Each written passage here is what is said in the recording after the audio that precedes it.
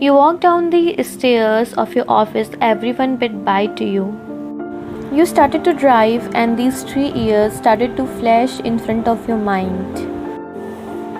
The arranged marriage of you both, you falling in love with him, his cute talks, his way of showing love.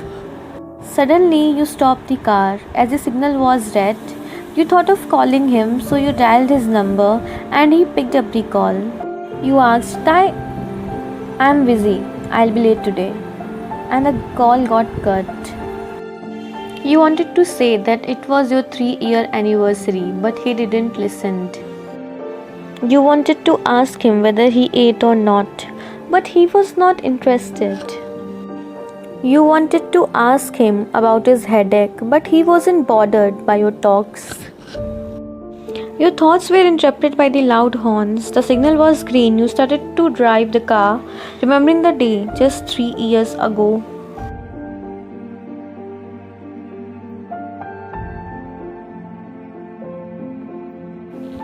You stood on the stage, and when the priest asked to kiss the bride, you was nervous, as he was just a stranger for you. But instead of kissing, he sat on his knees and kissed your knuckles. You smiled for the first time because of him.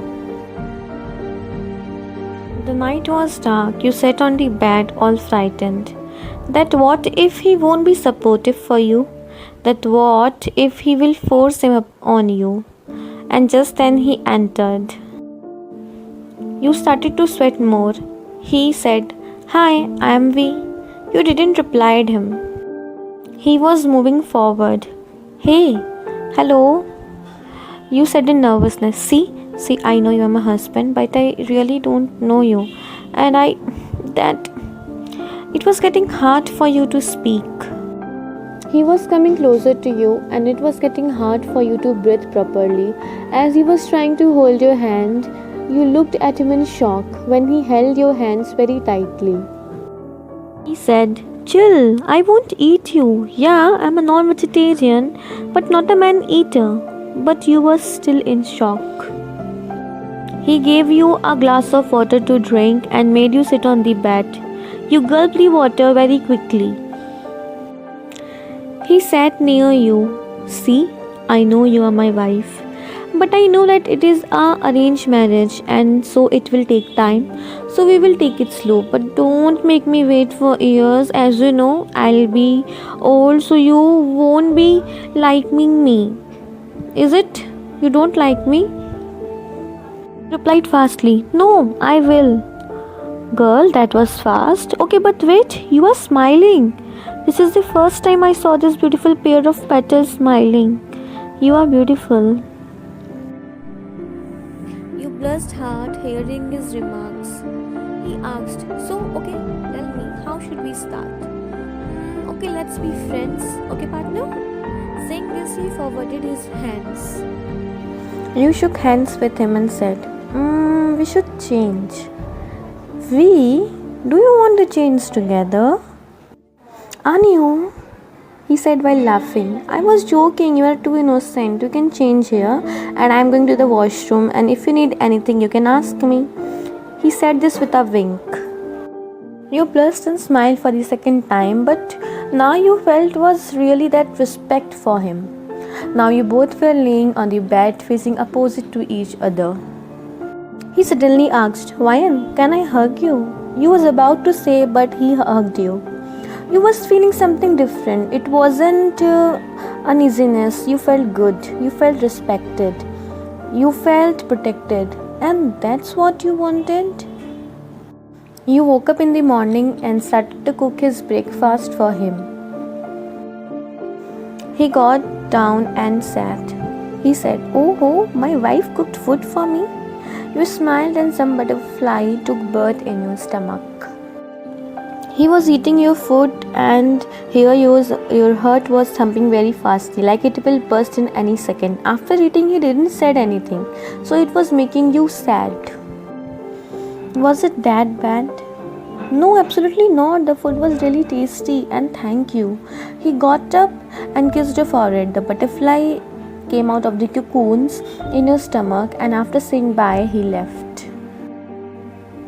You smiled and blushed. No, it was just a forehead kiss, but I'm so happy, you said while swinging like a fairy. Time passed like this, happy meals, sweet talks, forehead kisses, and now it was your first anniversary. You were sleeping peacefully, but a blast of balloon disturbed you. Happy anniversary, kiddo.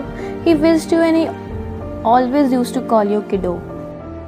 He took you both to the terrace and you both cut the cake, and now you sat in hands looking at the moon.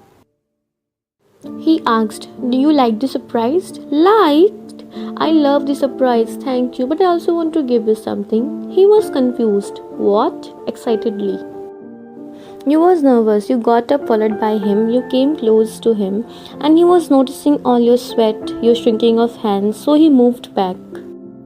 He said, "You don't have to force yourself. I told you, right, that I'll be there always for you. And this is..." You cut him with a pair of lips, but you just kept your lips over his lips. Because you didn't know, so he held your waist and detached both of your lips. He asked, looking into your eyes, "Are you sure?" You just smiled.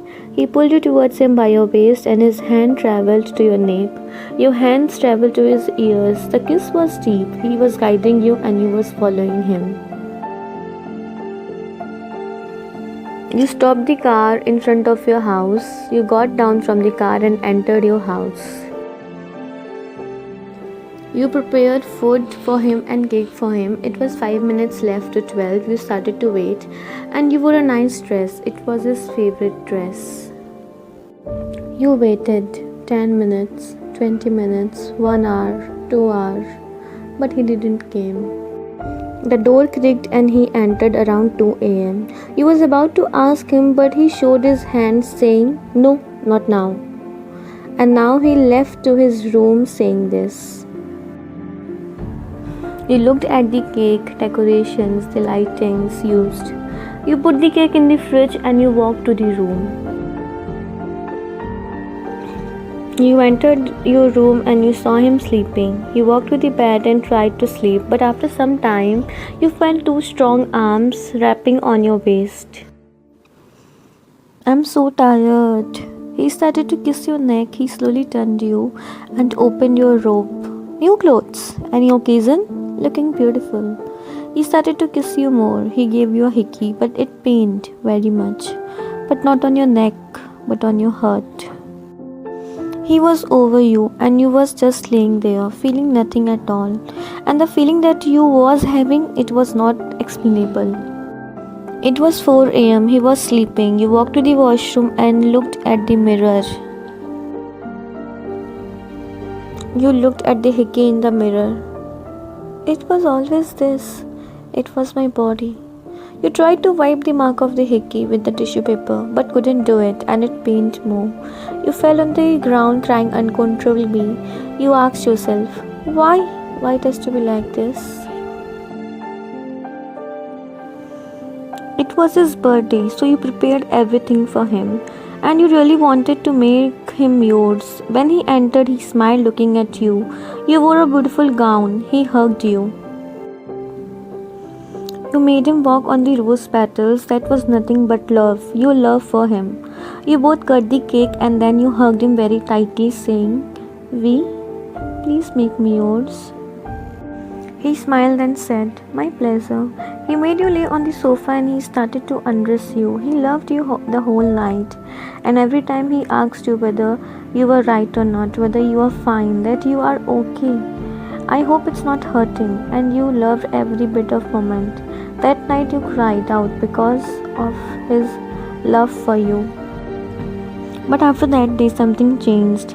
He started to give you less time, no phone talks, no happy meals. You felt half. You felt incomplete. One day you called him. "Love, when are you reaching home?" He replied, "Sorry kiddo, but I'm in a meeting and I'll be late." You said, "Okay." You was driving the car and you stopped your car as it was a red signal. But the red signal was not on the road, but on your marriage life. When you looked at the right side, there was a cafe and there was your husband sitting laughing with a woman, his colleague, but just a colleague, for whom he chose. Lie over truth, walk over your love. You drove off. And this continued, his lies, his work. You sat on the floor and asked yourself, why? Why he made me the happiest in the world to make me the saddest? Why? He wiped my tears to make me cry for the whole life and made me hate my life. You got up and called someone and came back and slept beside him. It was Sunday, your anniversary. You got up and ordered some roses and crushed them. He got down but the roses were stale, the stale rose petals. It was making sound and it annoyed him because the roses were on the stairs. What the hell, Ryan? What is this? You didn't answer. He asked again, I'm asking something.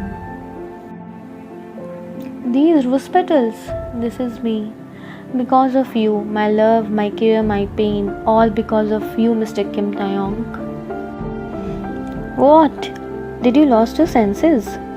Yes, I lost it 1.5 years ago. When I saw you with a woman laughing and you said to me that you was in a meeting, I lost it. He tried to say but you stopped him showing your hand to him. Again you started to say, you choose her in place of me, your work, your lies in place of me. And saying this, you left from there. He ran back to you, but you drove off. Oh, she's crazy, but I think she'll be here by evening. He just shrugged your thoughts and he started to work like nothing happened. It was 8 p.m. but you was not at home and now he was a bit tense. Suddenly his phone buzzed with a happy anniversary message from his mother. Shit, it was our anniversary. She must be very angry, so I should prepare something for her. He walks to the kitchen and he saw the cake, so he took it out from the fridge. But what shocked him was the happy last anniversary written on the cake, and the word last made him tensed. He panicked.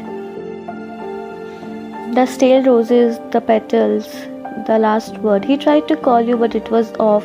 Suddenly the doorbell rang and he opened.